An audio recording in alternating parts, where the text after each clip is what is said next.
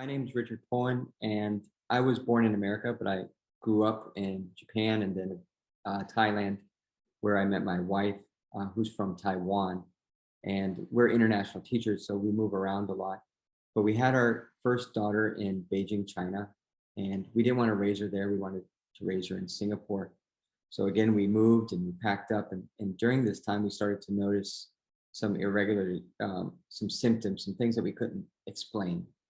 And at about 6 months old, I was just Googling everything. We'd gone through several misdiagnoses, and I just wasn't, we were never comfortable with what we received. It just didn't align with what we knew, what the diagnosis was, the symptoms, and what we were seeing at home. And that's different. And I don't blame the doctors for it, but what we saw as parents, we obviously see our child 24 hours, didn't match what we saw on the internet. And eventually we came across an article, and I was just like, this is what my daughter has. And we went to go visit that doctor, and he was a little bit surprised because AADC is an ultra rare disease.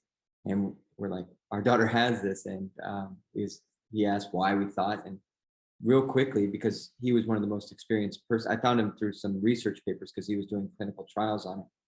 And so he had the most experience out of anyone with this disease. And real quickly, he was able to say, yep, she has it. And we had to confirm that with a spinal tap and genetic testing, but we were right. So through some searching, we found out that our daughter had AADC deficiency. And since then, we tried to be advocates for our community, the rare disease community, and then just to give some support to parents, because both my wife and I are teachers.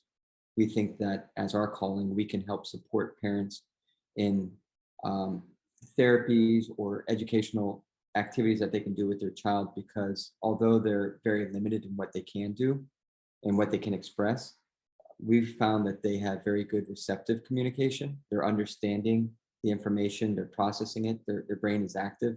They just can't express that.